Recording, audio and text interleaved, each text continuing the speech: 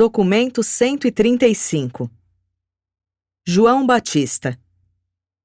João Batista nasceu aos 25 de março do ano 7 a.C., de acordo com a promessa feita por Gabriel a Isabel, em junho do ano anterior. Por 5 meses, Isabel manteve o segredo sobre a visitação de Gabriel, e quando ela contou ao seu marido, Zacarias, ele ficou muito perturbado e só acreditou na narrativa dela depois de ter tido um sonho inusitado, 6 semanas antes do nascimento de João. Excetuando-se a visita de Gabriel a Isabel e o sonho de Zacarias, não houve nada de inusitado ou sobrenatural relacionado ao nascimento de João Batista. Ao 8º dia, João foi circuncidado, segundo o costume judaico. Ele cresceu como uma criança comum, dia a dia e ano a ano, na pequena aldeia conhecida naqueles dias como a cidade de Judá, localizada a cerca de 6 quilômetros a oeste de Jerusalém. O acontecimento mais notável na primeira infância de João foi a visita, em companhia dos seus pais, a Jesus e à família de Nazaré. Essa visita ocorreu no mês de junho, no primeiro ano antes de Cristo, quando ele tinha pouco mais de 6 anos de idade. Depois do retorno de Nazaré, os pais de João começaram a educação sistemática do garoto. Não havia nenhuma escola de sinagoga nessa pequena aldeia.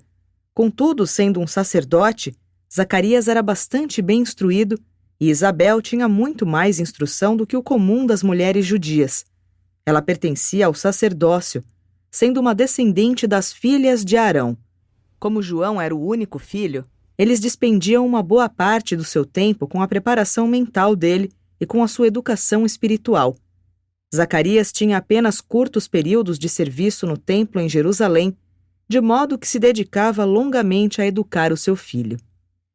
Zacarias e Isabel tinham uma pequena fazenda na qual criavam ovelhas. Não chegavam a ganhar a vida com essa terra, mas Zacarias tinha um soldo regular que recebia e que provinha da parte da renda do templo dedicado ao sacerdócio. 1. João torna-se um nazarita. Não havia escola em que João pudesse graduar-se na idade de 14 anos, mas os seus pais haviam escolhido aquele ano como sendo o mais apropriado para que ele fizesse o voto formal de nazarita. E desse modo, Zacarias e Isabel levaram seu filho a Engede, à beira do Mar Morto. A sede sulina da Irmandade Nazarita localizava-se ali. Nesta, o jovem foi devida e solenemente introduzido à vida dentro dessa ordem. Depois dessas cerimônias e de fazer os votos de abstenção de todas as bebidas intoxicantes, de deixar o cabelo crescer e de abster-se de tocar nos mortos, a família rumou para Jerusalém, onde, diante do templo, João completou as oferendas que eram requeridas do que faziam os votos dos nazaritas. João fez os mesmos votos que tinham sido administrados aos seus ilustres predecessores, Sansão e o profeta Samuel. Um nazarita vitalício era visto como uma personalidade santificada e sagrada. Os judeus encaravam um nazarita quase com o mesmo respeito e a veneração dedicada ao sumo sacerdote. E isso não era de se estranhar, já que os nazaritas de consagração vitalícia eram as únicas pessoas, além dos altos sacerdotes, a quem era sempre permitido entrar no local santo, dos santos de um templo. De Jerusalém, João retornou à sua casa para cuidar das ovelhas de seu pai e cresceu até virar um homem forte e de caráter nobre. Aos 16 anos, João, em consequência de ter lido sobre Elias, ficou tão fortemente impressionado com o profeta do Monte Carmelo que decidiu adotar a sua maneira de vestir. Daquele dia em diante, João sempre usava uma veste de pele e um cinturão de couro. Aos 16 anos, ele tinha mais de 1,80 m de altura e já estava quase plenamente desenvolvido.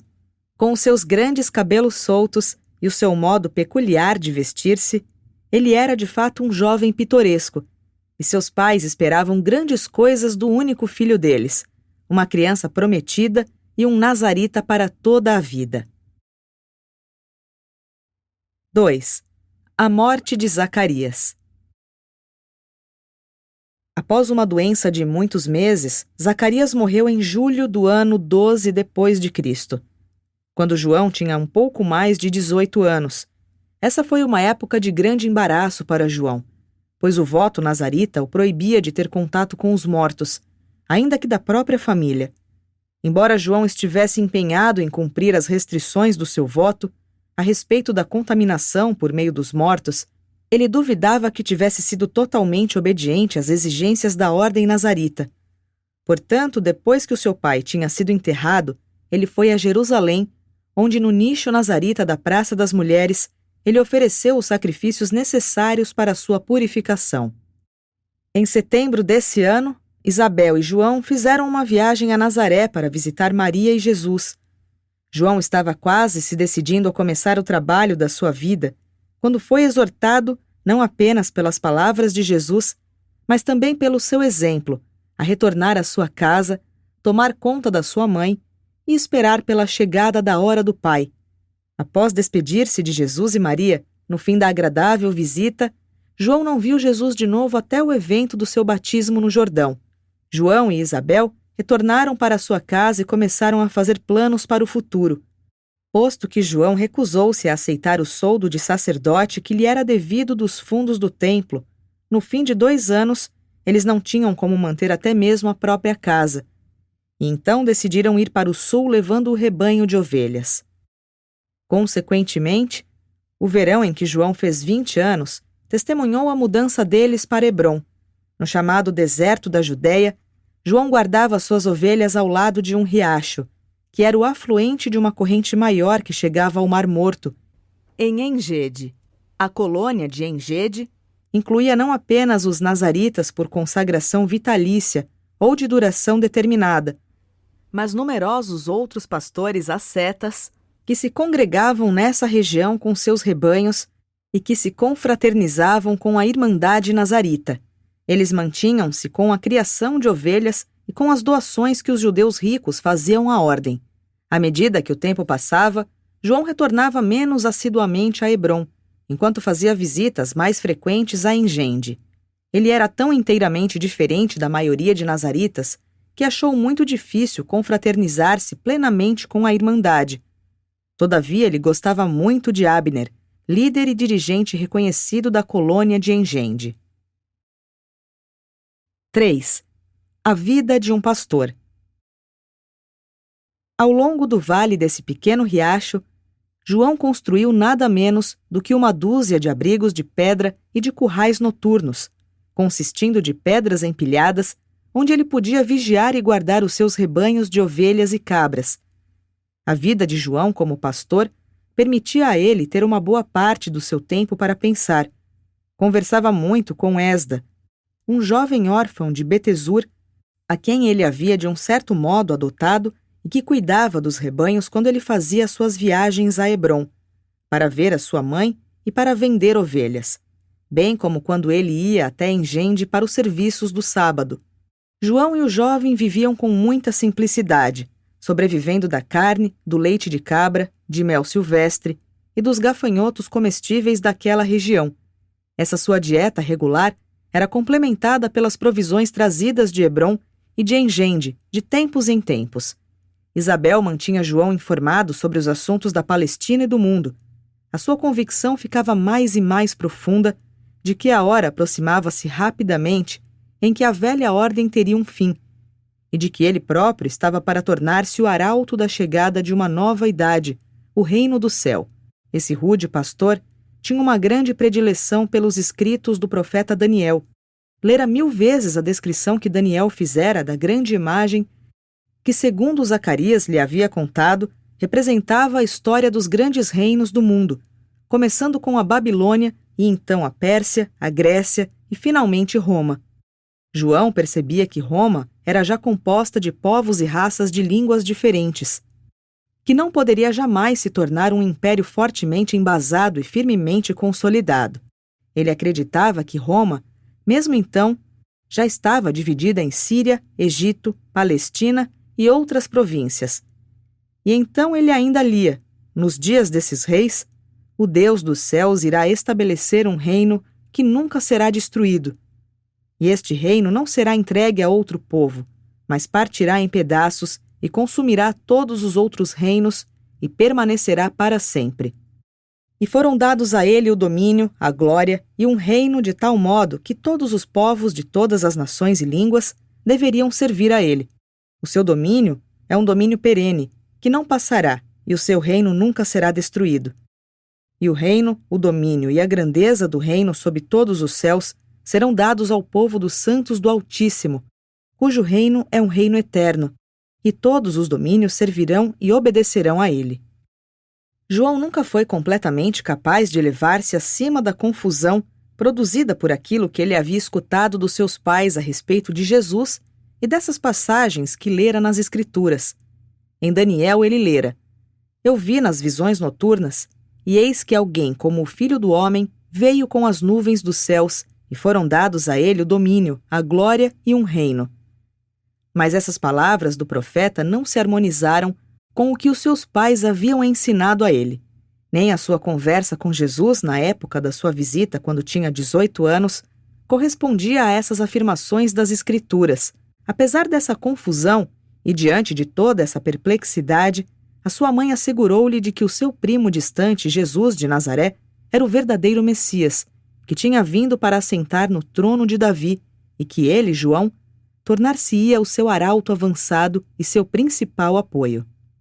De tudo o que ouvira da maldade e do vício de Roma, e da devassidão e da esterilidade moral do império, daquilo que ele sabia sobre os atos perversos de Herodes Antipas e dos governadores da Judéia, João estava com a mente pronta a acreditar que o fim dessa época era iminente. Parecia a esse nobre e rude filho da natureza que o mundo estava maduro para o fim da idade do homem e para o alvorecer da nova e divina idade, o reino do céu. Um sentimento cresceu no coração de João de que seria ele o último dos velhos profetas e o primeiro dos novos, e sentia-se vibrar com um impulso crescente de ir adiante e de proclamar a todos os homens: Arrependei-vos, colocai-vos limpos diante de Deus. Estejais prontos para o fim, preparai-vos para o aparecimento de uma ordem nova e eterna de assuntos sobre a terra, o reino do céu. 4. A morte de Isabel. Em 17 de agosto do ano 22 depois de Cristo, quando João tinha 28 anos, sua mãe subitamente faleceu. Os amigos de Isabel, sabendo das restrições nazaritas a respeito do contato com os mortos, ainda que na própria família, fizeram todos os arranjos para o enterro de Isabel antes de mandarem buscar João. Quando ele recebeu a comunicação da morte da sua mãe, ele ordenou a Esda que conduzisse os seus rebanhos até Engende e partiu para Hebrom. Ao retornar a Engende, após o funeral da sua mãe, entregou os seus rebanhos à confraria e afastou-se do mundo exterior para jejuar e orar. João conhecia apenas os velhos métodos de aproximar-se da divindade. Ele conhecia apenas os registros como os de Elias, Samuel e Daniel. Elias era o seu ideal de profeta. Elias havia sido o primeiro dos mestres de Israel a ser considerado um profeta, e João verdadeiramente acreditava que devia ser ele próprio o último dessa longa e ilustre linhagem de mensageiros dos céus.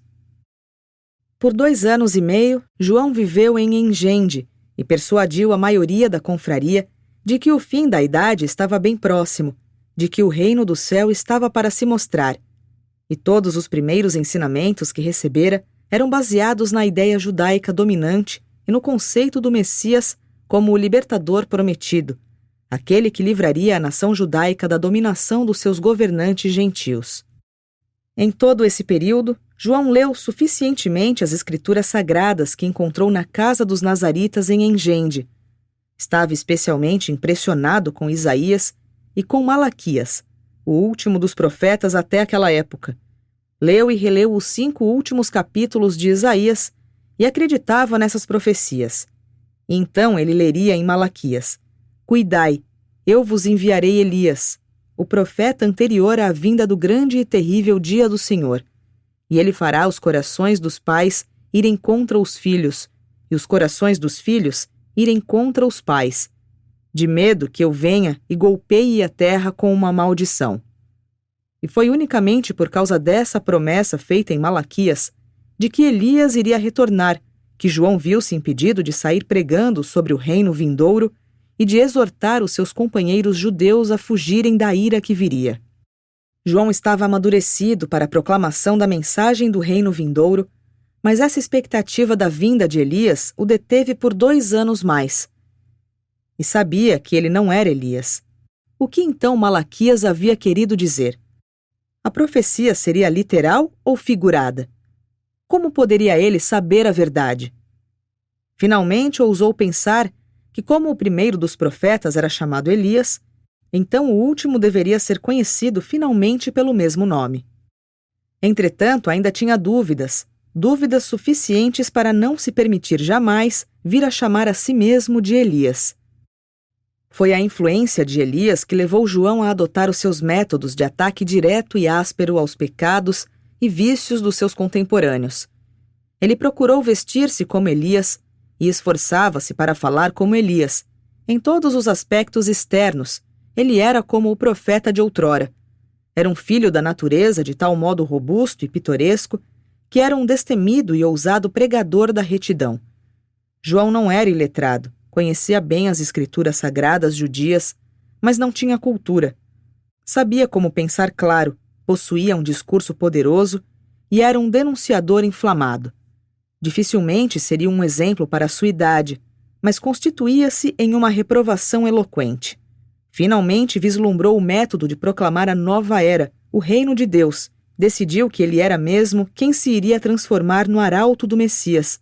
Colocou de lado todas as dúvidas e partiu de Engende em um dia de março do ano 25 depois de Cristo, para começar a sua curta, mas brilhante carreira como pregador público. 5. O reino de Deus. Para compreender a mensagem dele, dever-se-ia ter em conta o status do povo judeu na época em que João surgiu no cenário da ação. Por quase 100 anos, todo o Israel tinha estado diante de um impasse, e todos se perdiam na tentativa de explicar a contínua subjugação a soberanos gentios.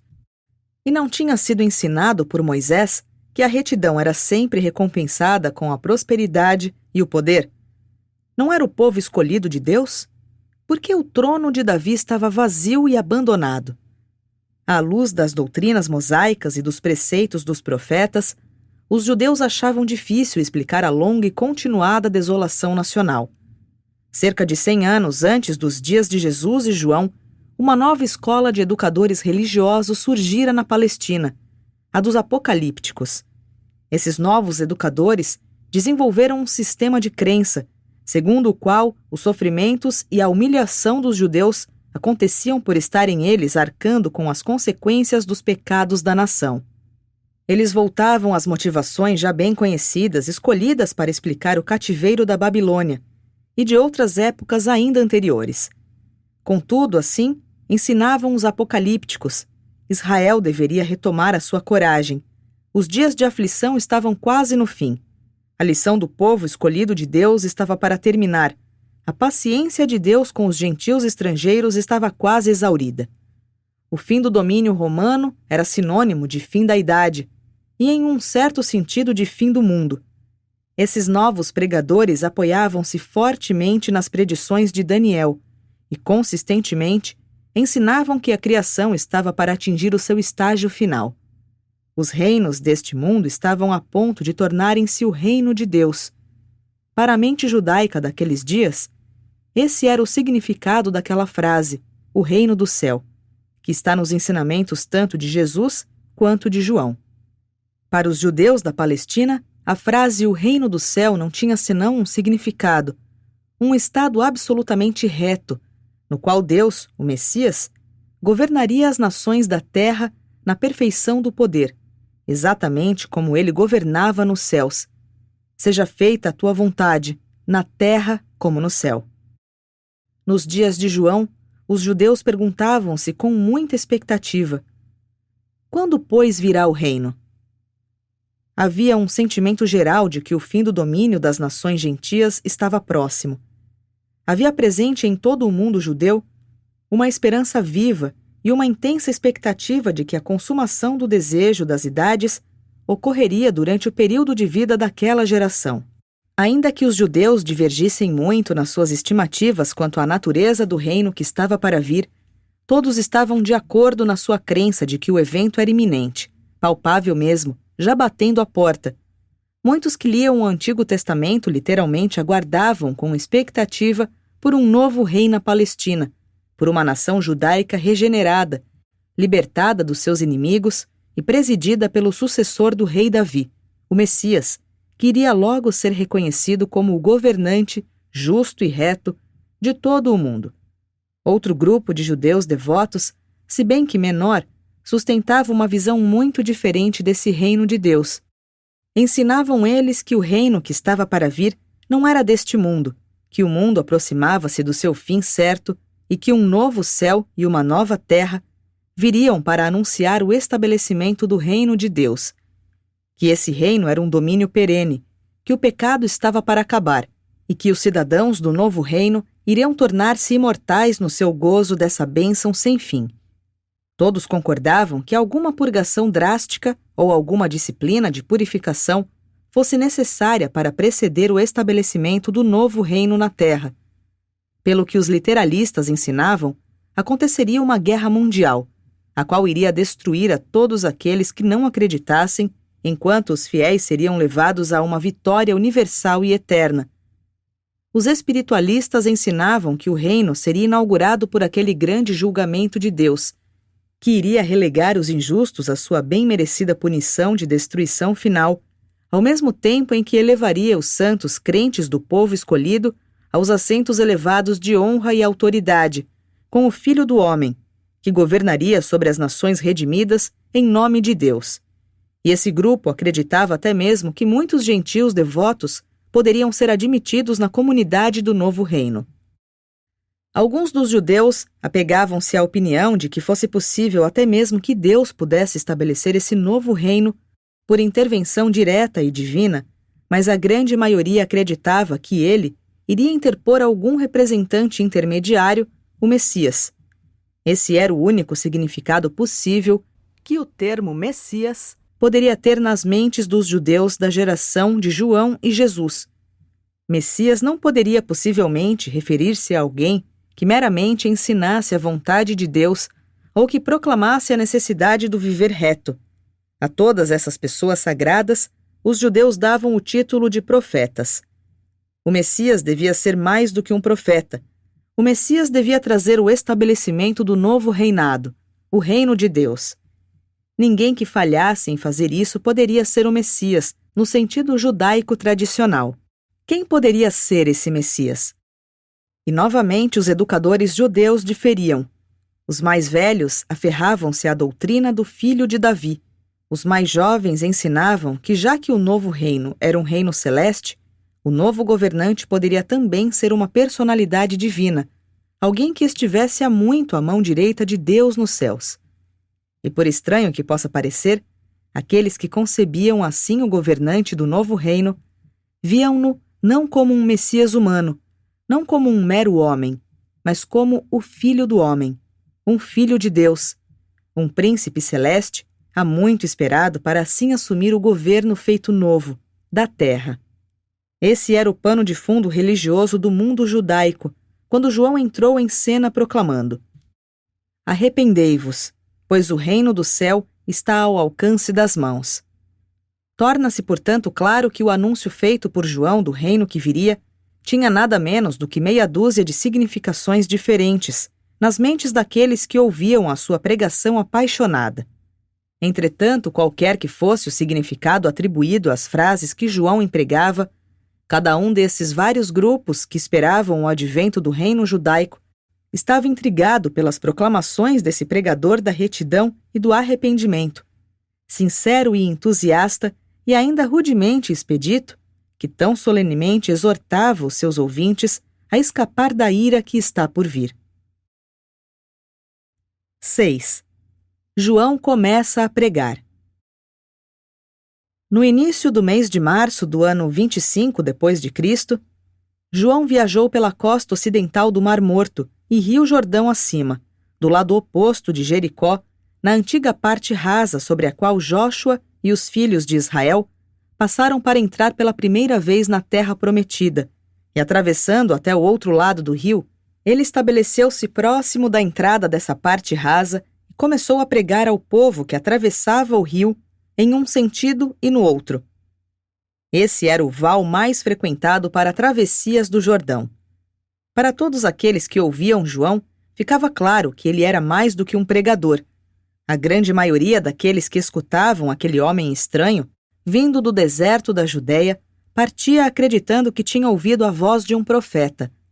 Não era de se espantar que as almas desses judeus cansados, mas esperançosos, ficassem profundamente excitadas com esse fenômeno. Nunca em toda a história dos judeus, os filhos devotos de Abrão haviam desejado tanto a consolação de Israel, nem tinham mais ardentemente antecipado a restauração do reino. Em toda a história dos judeus, nunca a mensagem de João, o reino do céu está ao alcance das mãos, teria podido exercer um apelo tão profundo e universal como na época em que ele apareceu tão misteriosamente na margem dessa travessia ao sul do Jordão. João era um pastor como Amós, vestia-se como Elias de outrora e fulminava suas repreensões e dardejava suas advertências com o espírito e o poder de Elias. Não era de surpreender-se que esse estranho pregador criasse uma forte agitação em toda a Palestina, pois os viajantes levavam até longe as novidades que vinham das suas pregações no Jordão. Havia ainda uma outra característica nova no trabalho desse pregador nazarita. Ele batizava todos os seus crentes no Jordão, para a remissão dos seus pecados. Embora o batismo não fosse uma cerimônia nova entre os judeus, eles nunca tinham visto o batismo ser feito como João o realizava agora. Havia muito que vinha sendo uma prática batizar assim os prosélitos gentios para admiti-los na comunidade da parte externa da praça do templo. Mas nunca tinha sido pedido aos judeus, eles próprios, que se submetessem ao batismo do arrependimento. Apenas de 15 meses foi o período desde a época em que João começara a pregar e a batizar, até sua detenção e a sua prisão, instigadas por Herodes Antipas. Mas nesse curto período de tempo, ele pôde batizar bem mais de 100.000 penitentes. João pregou por quase 4 meses no Val de Betânia, antes de partir para o norte, subindo o Jordão. Dezenas de milhares de ouvintes, alguns apenas curiosos, mas muito sinceros e sérios, vieram para ouvi-lo de todas as partes da Judéia, da Pireia e de Samaria. Alguns vieram até mesmo da Galileia. Em maio desse ano, enquanto ele ainda se detinha no Val de Betânia, os sacerdotes e os levitas enviaram uma delegação para inquirir de João se ele pretendia ser o Messias, e com a autoridade de quem ele pregava. A esses inquisidores, João respondeu com estas palavras: Ide e dizei aos vossos senhores que vós escutastes a voz de alguém que grita no deserto, como anunciou o profeta ao dizer: Preparai o caminho do Senhor, fazei uma estrada plana e reta até o nosso Deus. Cada vale deverá ser preenchido, cada monte e colina deverão ser cortados. O chão acidentado deverá tornar-se plano, enquanto os locais encrespados devem tornar-se um vale plano, e toda a carne verá a salvação de Deus. João era um pregador heróico, mas sem tato. Um dia, quando ele estava pregando e batizando na margem ocidental do Jordão, um grupo de fariseus e alguns saduceus destacaram-se e apresentaram-se para o batismo. Antes de levá-los até a água, João, dirigindo-se coletivamente a eles, disse: Quem vos avisou para partir, como víboras, diante do fogo da ira que virá? Eu batizarei a vós, mas vos previno que vos será necessário produzir os frutos do arrependimento sincero, se quiserdes receber a remissão dos vossos pecados. Não é suficiente dizer-me que Abrão é o vosso pai. Eu declaro que dessas 12 pedras aqui diante de vós, Deus pode fazer surgir filhos dignos para Abraão. E agora mesmo, o machado já está derrubando as árvores, até as suas raízes. Cada árvore que não dá bom fruto está destinada a ser cortada e jogada ao fogo. As 12 pedras às quais se referia eram as célebres pedras do memorial levantado por Jóshua para comemorar a travessia das 12 tribos. Nesse mesmo ponto, quando eles entravam pela primeira vez na Terra Prometida. João deu aulas aos seus discípulos e, durante essas aulas, ele os instruía sobre os detalhes da nova vida e esforçava-se para responder às suas inúmeras perguntas. Aconselhou aos educadores ensinar sobre o espírito tanto quanto sobre as letras da lei. Ele ensinou os ricos a alimentar os pobres. Aos coletores de impostos, ele disse: extorquir não mais do que o que vos é devido. Aos soldados, ele disse: não cometais a violência e não arrecadeis nada de modo indevido. Contentai-vos com os vossos soldos.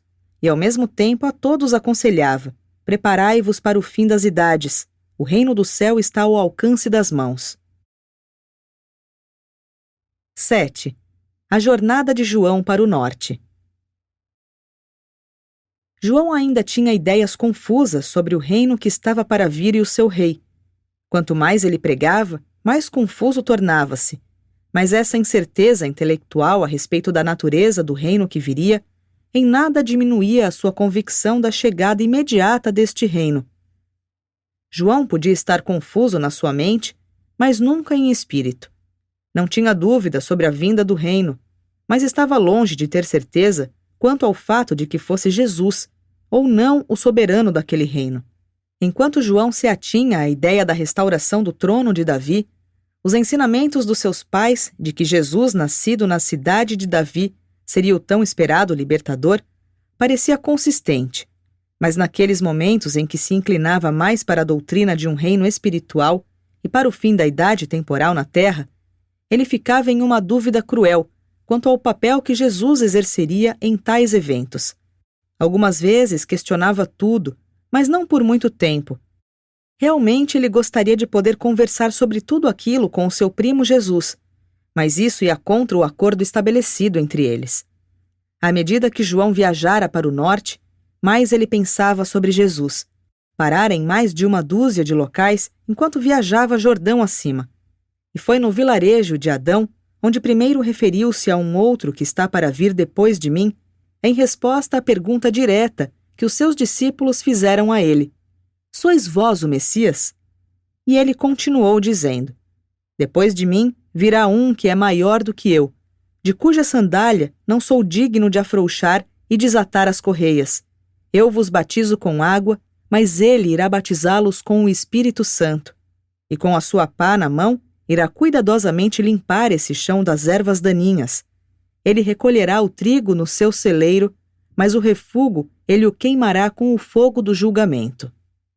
Em resposta às perguntas dos seus discípulos, João continuou a expandir os seus ensinamentos, acrescentando dia a dia mais indicações que servissem de ajuda e de conforto se comparadas à ambiguidade da sua mensagem inicial: arrependei-vos e sede batizados.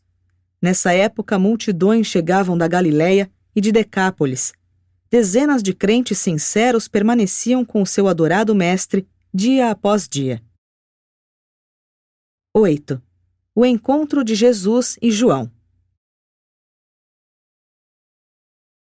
Em dezembro do ano 25 depois de Cristo, quando João chegou à vizinhança de Pela, na sua caminhada Jordão acima, o seu renome havia sido espalhado por toda a Palestina, e o seu trabalho transformara-se no principal assunto da conversa em todas as cidades em torno do Lago da Galileia. Jesus havia falado favoravelmente à mensagem de João, e isso havia levado muitos de Cafarnaum a aderir ao culto do arrependimento e do batismo de João. Tiago e João, os pescadores filhos de Zebedeu, haviam ido até lá em dezembro, pouco depois de João ter assumido a sua postura de pregador perto de Pela, a fim de se oferecerem para o batismo. Eles iam ver João uma vez por semana e traziam de volta a Jesus notícias frescas e de primeira mão sobre o trabalho do evangelista. Tiago e Judá, irmãos de Jesus, haviam falado em ir até João para o batismo, e agora que Judá tinha vindo a Cafarnaum para os ofícios de sábado, ambos, ele e Tiago, depois de ouvirem o discurso de Jesus na sinagoga, decidiram aconselhar-se com ele a respeito dos seus planos. Isso foi no sábado à noite, aos 12 de janeiro do ano 26 depois de Cristo. Jesus pediu a eles que adiassem a conversa até o dia seguinte, quando ele iria dar-lhes a sua resposta. Jesus dormiu pouquíssimo naquela noite, ficando em comunhão íntima com o Pai nos céus, e preparara tudo para almoçar com seus irmãos e para aconselhá-los a respeito do batismo de João. Naquela manhã de domingo, Jesus estava trabalhando, como de costume, na marcenaria dos barcos. Tiago e Judá haviam chegado com o almoço e estavam esperando por ele no depósito das madeiras, pois não era ainda a hora da pausa do meio-dia e sabiam que Jesus era muito pontual nessas questões. Pouco antes do descanso do meio-dia, Jesus deixou de lado as suas ferramentas, tirou seu avental de trabalho e simplesmente anunciou aos 3 que trabalhavam com ele: "É chegada a minha hora."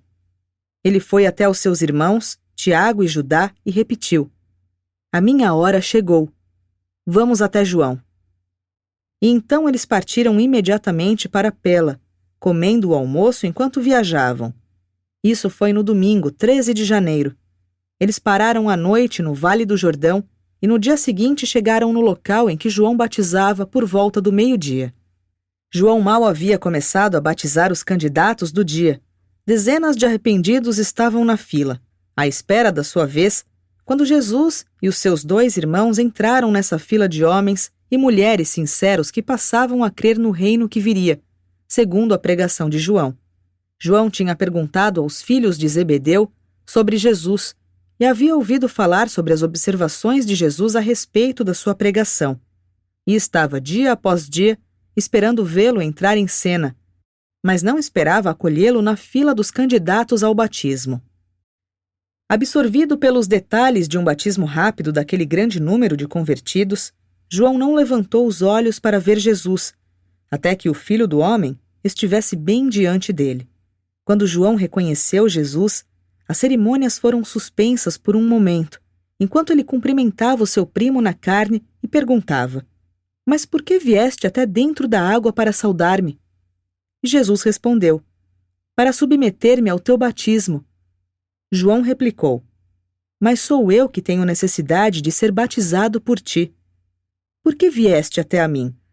E Jesus murmurou a João: "Sê tolerante comigo agora, pois cabe a nós darmos esse exemplo aos meus irmãos que estão aqui comigo, e para que o povo possa saber que é chegada a minha hora." Havia um tom de autoridade e de ultimato final na voz de Jesus. João estava trêmulo de emoção no momento em que se preparou para batizar Jesus de Nazaré, no Jordão, ao meio-dia daquela segunda-feira, 14 de janeiro, do ano 26 depois de Cristo. Assim, João batizou Jesus e seus 2 irmãos, Tiago e Judá. E quando João havia já batizado esses 3, ele dispensou os outros naquele dia, anunciando que ele iria reassumir os batismos no dia seguinte ao meio-dia. Quando o povo já partia, os 4 homens ainda de pé dentro d'água, ouviram um som estranho, e logo surgiu uma aparição momentânea exatamente por sobre a cabeça de Jesus, e eles ouviram uma voz dizendo: "Este é o meu filho adorado, em quem eu muito me comprazo." Uma grande mudança produziu-se no semblante de Jesus, que os deixou saindo d'água em silêncio, indo na direção das colinas a leste. E nenhum homem viu Jesus de novo por 40 dias. João seguiu Jesus até uma distância suficiente para contar a ele a história da visita de Gabriel à sua mãe, antes que ambos nascessem, de modo como por tantas vezes ele havia escutado dos lábios da sua mãe. E permitiu a Jesus continuar o seu caminho depois que disse: "Agora sei com certeza que és o libertador." Mas Jesus nada respondeu. 9. Os 40 dias de pregação. Quando João retornou para os seus discípulos, agora havia uns 25 ou 30 que moravam com ele constantemente, ele os encontrou em uma sincera conferência, conversando sobre o que tinha acabado de acontecer em relação ao batismo de Jesus. E ficaram todos ainda mais atônitos, quando João fez-lhes conhecer a história da visita de Gabriel a Maria antes que Jesus nascesse, e também que Jesus não lhe disse nenhuma palavra, mesmo depois que ele lhe tinha contado sobre isso. Naquela tarde, não havendo nenhuma chuva, esse grupo de 30 ou mais pessoas conversou longamente sob a noite estrelada. Perguntavam-se aonde Jesus tinha ido e quando eles o veriam de novo. Depois da experiência desse dia, a pregação de João havia um novo tom de certeza nas proclamações a respeito do reino que estava para vir e do Messias aguardado. Foi um período tenso, o daqueles 40 dias de espera aguardando pelo retorno de Jesus. João, no entanto, continuou a pregar com grande força, e os seus discípulos começaram, nessa época, a pregar para as multidões transbordantes que se ajuntavam à volta de João no Jordão. No curso desses 40 dias de espera, muitos rumores espalharam-se pelo campo, indo mesmo até Tiberíades e Jerusalém. Milhares vinham para ver a nova atração no acampamento de João, reputado como sendo o Messias. Mas Jesus não estava lá para ser visto. Quando os discípulos de João afirmaram que o estranho homem de Deus tinha ido para as colinas, muitos duvidaram de toda a história. Cerca de 3 semanas depois que Jesus os havia deixado, uma nova delegação de sacerdotes e de fariseus, vinda de Jerusalém, chegou na cena de Pela. Eles perguntaram diretamente a João se ele era Elias ou o profeta que Moisés prometeu, e quando João disse, "Não sou", eles atreveram-se a lhe perguntar, "Tu és o Messias?" E João respondeu, "Não sou eu." E então esses homens de Jerusalém disseram, "Se não és Elias, nem o profeta, nem o Messias, então por que tu batizas o povo e crias todo esse alvoroço?" E João replicou, "Cabe àqueles que me ouviram e que receberam o meu batismo dizer quem eu sou. Mas eu vos declaro que enquanto eu batizo com água, esteve entre nós um que retornará para batizar-vos com o Espírito Santo." Esses 40 dias foram um período difícil para João e os seus discípulos. Quais deviam ser as relações entre João e Jesus? Uma centena de perguntas veio à discussão.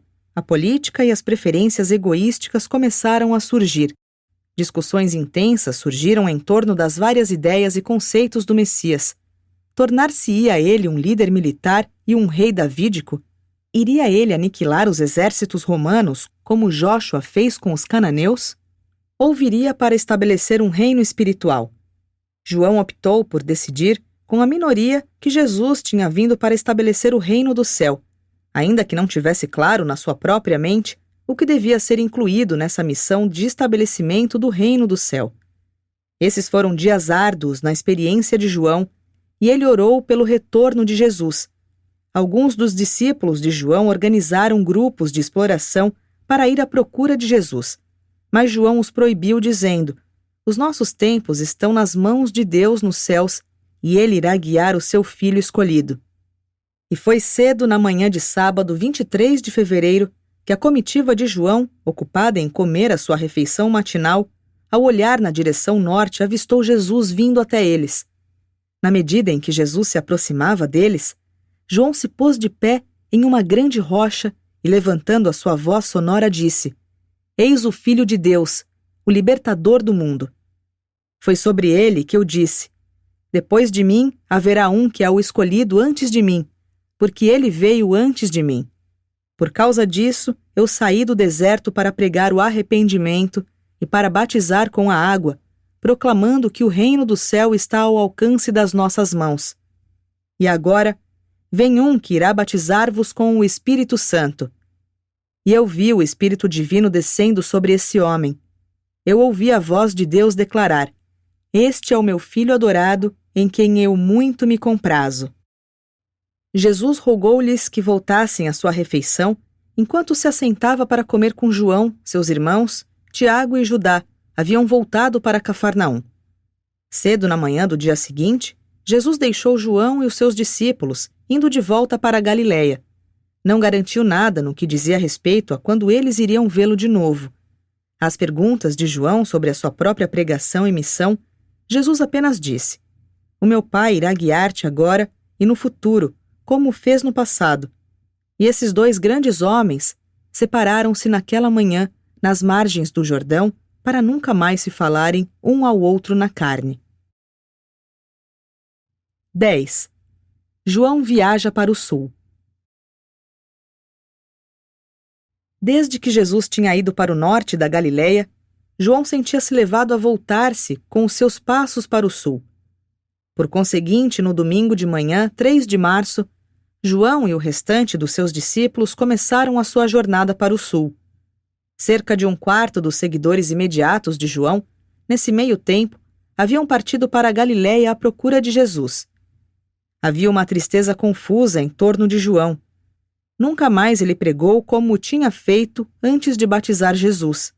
De algum modo ele sentiu que a responsabilidade do reino por vir não mais repousava nos seus ombros. Sentiu que o seu trabalho estava quase acabado e ficou desconsolado e solitário. Contudo, ele pregou, batizou e viajou para o sul. Perto do vilarejo de Adão, João permaneceu por várias semanas, e foi lá que ele fez o memorável ataque a Herodes Antipas, por ter tomado ilegalmente a esposa de outro homem. Em junho desse ano, 26 depois de Cristo, João estava de volta ao Val do Jordão, em Betânia, onde tinha iniciado a sua pregação do reino vindouro, há mais de um ano.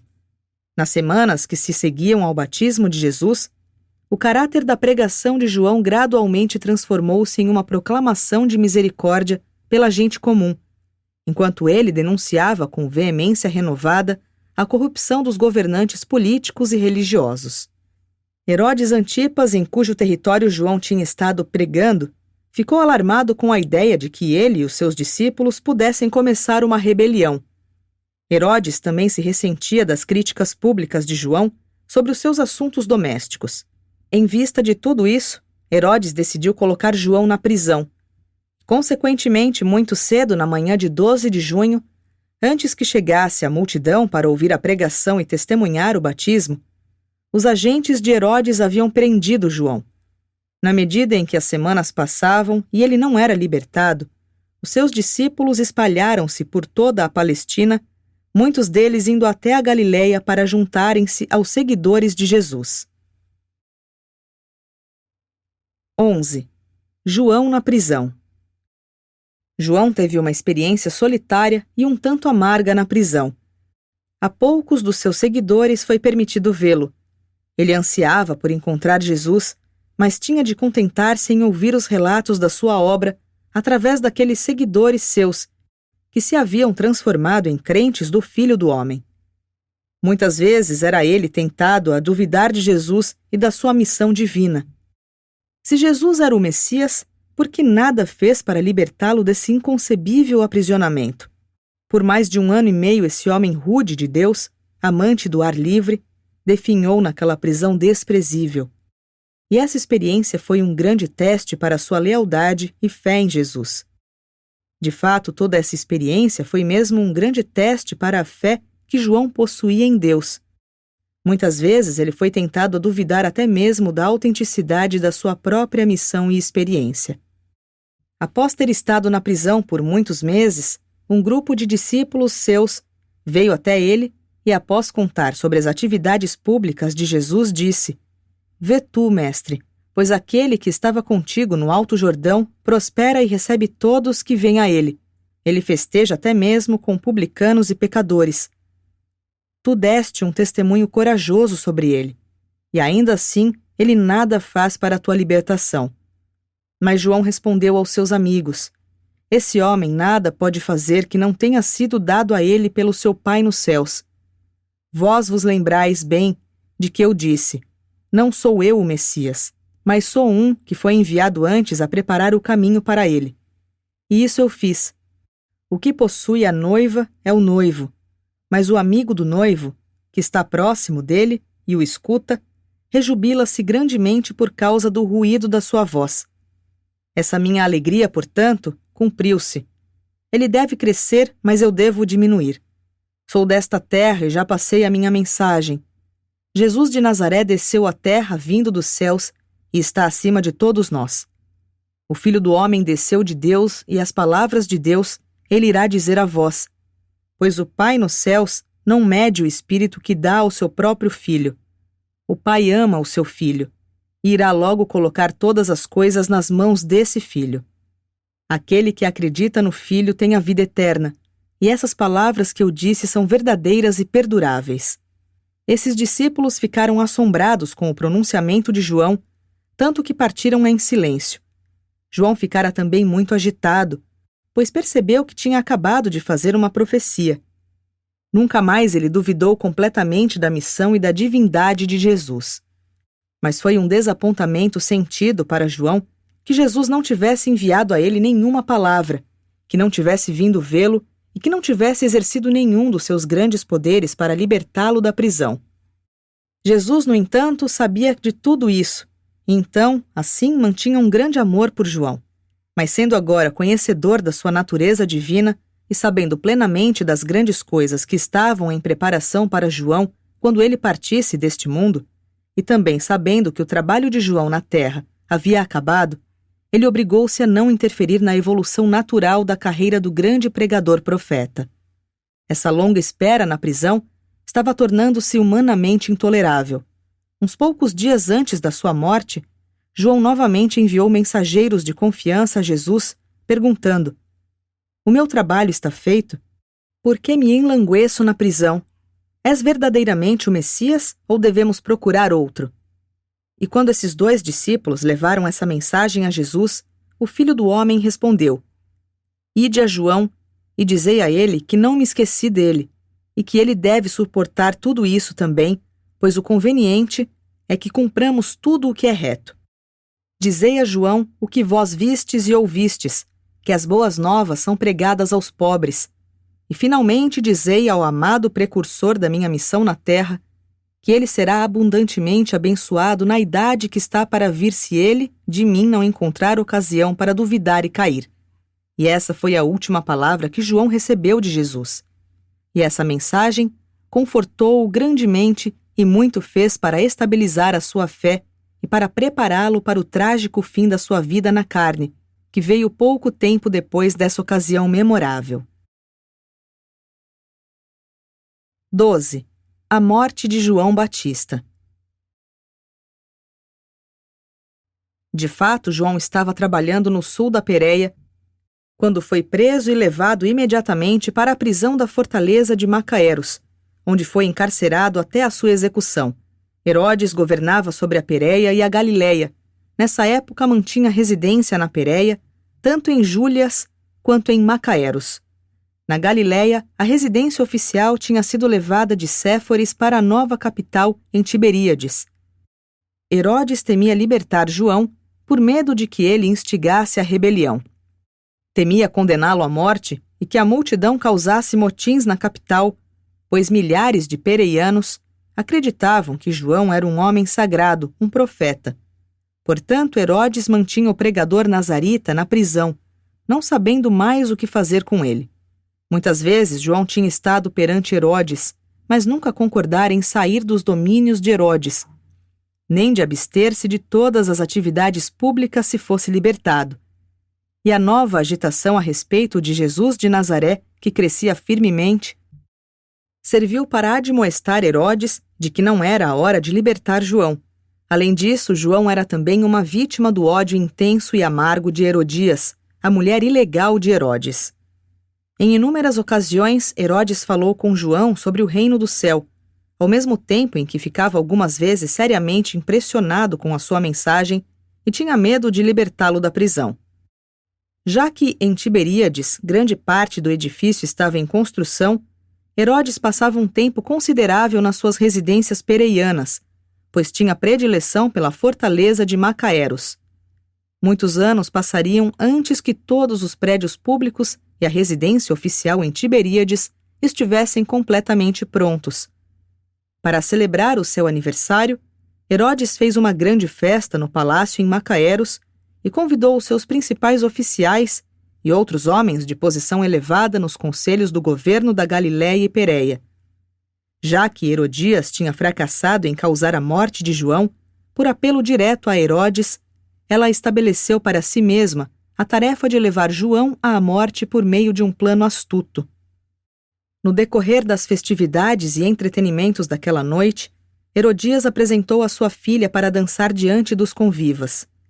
Herodes estava muito encantado com a dança da donzela e, chamando-a diante de si, disse: "Tu és encantadora, estou muito satisfeito contigo.